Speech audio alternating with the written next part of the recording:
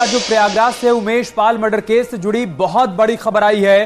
Court में surrender कर सकते हैं कुछ शूटर। सरेंडर की खबर के बीच कोर्ट की सुरक्षा बढ़ा दी गई है। जिला कोर्ट के गेट पर पुलिस बल की तैनाती भी कर दी गई है। आरोपी वकील के ड्रेस में सरेंडर करने पहुंच सकते हैं। महिला आरोपी भी बुर्के में सरेंडर करने पहुंच सकती हैं। ये बात सामने आ रही है। महिला आरोपी के रूप में अतीक अहमद की पत्नी शाइस्ता परवीन का नाम है और कहा जा रहा है कि ये सरेंडर करने पहुंच सकती हैं। बुर्के में अदालत पहुंच सकती हैं सरेंडर करने के लिए और तमाम दूसरे आरोपी भी जिला कोर्ट में सरेंडर कर सकते हैं। ऐसी उम्मीद जताई जा रही है। ऐसी खबर सामने आ रही है जिसके बाद जिला कोर्ट के गेटों पर पुलिस की तैनाती बढ़ा दी गई है। तो उमेश पाल हत्याकांड से जुड़ी हुई अब तक की बहुत बड़ी खबर प्रयागराज से हमारे सहयोगी सर्वेश जुड़ चुके हैं हमारे साथ। सर्वेश, आपके पास क्या जानकारी, क्या अपडेट इस खबर से जुड़ी हुई?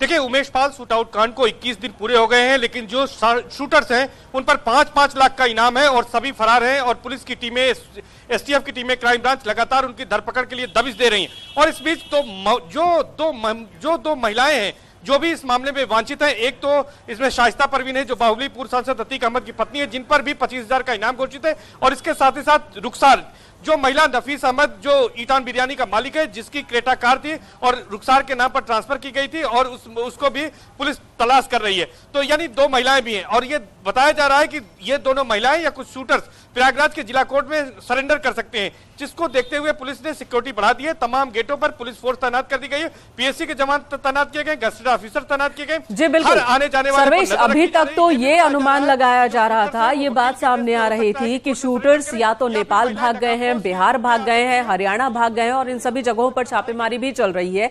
इसी बीच अब जब ये बात सामने आ रही है कि सरेंडर कर सकते हैं, तो क्या ये शूटर्स यूपी में ही कहीं छिपे हुए हैं?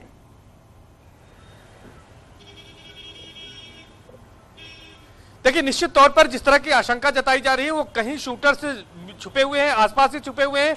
और उनके सरेंडर की आशंका इसलिए जताई जा रही है कि अब तक वो पुलिस के हत्थे नहीं लगे हैं और यह माना जा रहा है कि गोपनीय तरीके से उनके जो वकील हैं उनको वो किसी दूसरे वेश में बदलकर, उनका हुलिया बदलकर वो कोर्ट में ले आकर सरेंडर करा सकते हैं। और इस संभावना को देखते हुए भी पुलिस की टीमें अलर्ट हैं और लगातार हर गेट पर चौकसी जिला कोर्ट में बढ़ा दी गई है।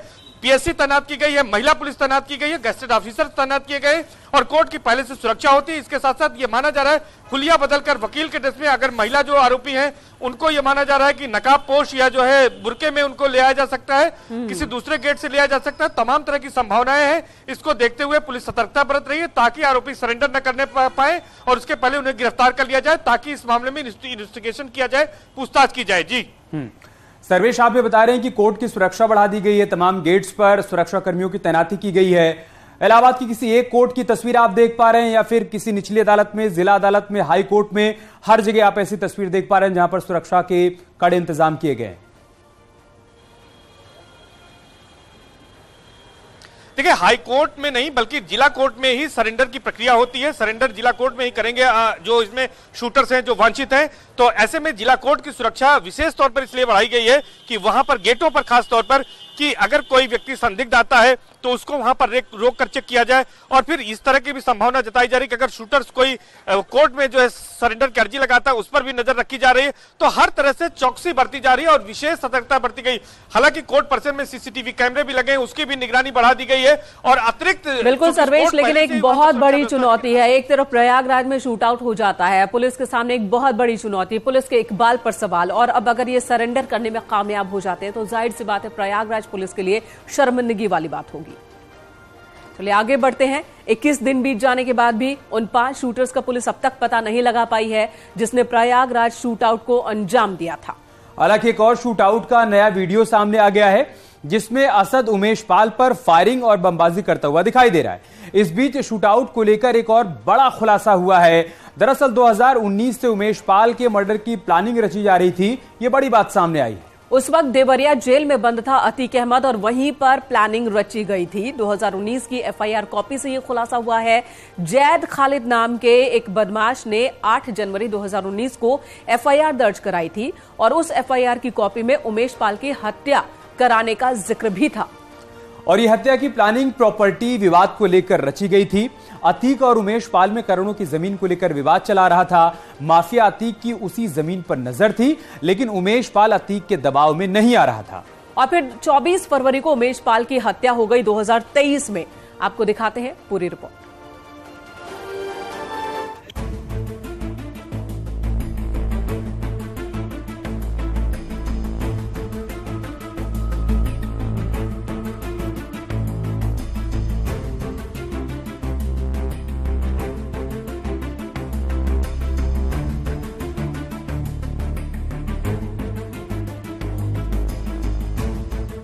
प्रयागराज हत्याकांड के बाद भी यूपी पुलिस हाथ मल रही है। ये पांचों शूटर्स न सिर्फ यूपी पुलिस को चैलेंज दे रहे हैं, बल्कि उस 500 ठिकानों पर हुई छापेमारी पर भी मिट्टी पलीत कर रहे हैं। करीब 20 दिन बीत जाने के बाद भी पुलिस के हाथ खाली हैं। इस बीच एक और घटना का ताजा तरीन वीडियो सामने आया है, जिसमें शूटर्स उमेश पाल और गनर के पीछे भागते नजर आ रहे हैं और बैक टू बैक गोलियों की बौछार कर रहे हैं। इतना ही नहीं, इस दौरान शूटर्स ने सिपाही पर बम से भी हमला किया और पूरा इलाका धुआं धुआं हो गया।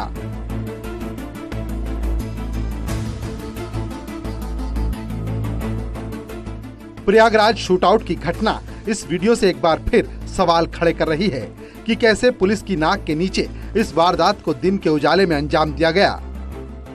24 फरवरी को उमेश पाल जब कचहरी से लौट रहे थे तो कार यहीं पर करीब आकर रुकी थी और इसी गली में उमेश पाल को जाना था, लेकिन उसके पहले यहां पर शूटर्स जो कि पहले से प्लानिंग किए हुए थे, उन्होंने गोलियों की बौछार शुरू कर दी और उसके बाद यहां पर बमबारी शुरू हुई, जिसके बाद इसी गली से होकर उमेश पाल भागे थे और सामने जो हरे रंग का गेट दिख रहा है वही उमेश पाल के घर का गेट है और उसी गेट से उन्हें अंदर दाखिल होना था। लेकिन गली में अपनी जान बचाने के लिए जब वो भागे तो उनके पीछे एक शूटर भी भागा था और वो शूटर बताया जा रहा है कि वह अतीक अहमद का बेटा असद है। और ये गेट आप देख रहे हैं साफ तौर पर, इस गेट से एक बच्ची निकलती है और वो बच्ची दौड़कर पीछे भागती है, बचाने की कोशिश करती है।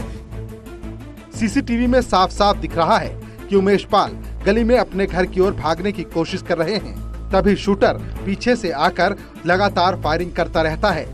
इस दौरान उमेश पाल और शूटर के बीच हाथापाई भी होती है। तभी घर के पास एक बम का धमाका होता है और फिर अतीक का बेटा असद उमेश पाल की हत्या कर अपने गुर्गों के साथ भाग जाता है, जिसकी 20 दिन बाद भी गिरफ्तारी नहीं हो सकी। तो क्या इन पांचों शूटर्स को जमीन निगल गई या आसमान खा गया?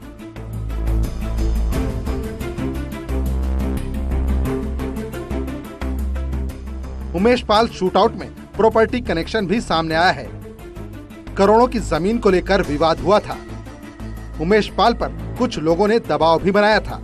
माफिया अतीक की जमीन पर नजर थी, लेकिन उमेश पाल अतीक के दबाव में नहीं आए। और इस प्रॉपर्टी के बारे में बताया जा रहा है कि इस पर कुछ लोगों की नजर थी।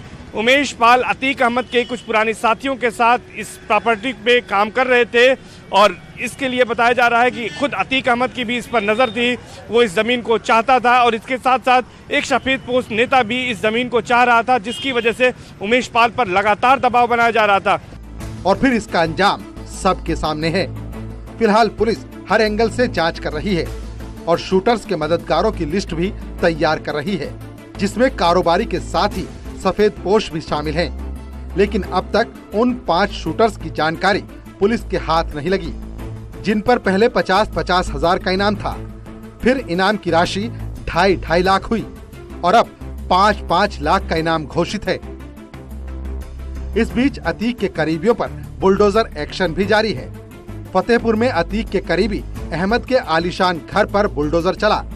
बताया जा रहा है कि घर का निर्माण अवैध तरीके से हुआ था।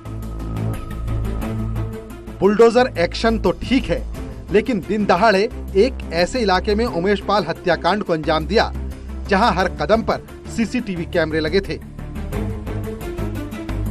इतना ही नहीं, उनका बड़े आसानी से भाग जाना और अब तक पुलिस की पहुंच से दूर रहना माफिया के शातिर चाल के आगे पुलिस के हाल को बयां करता है। Bureau report, news 18।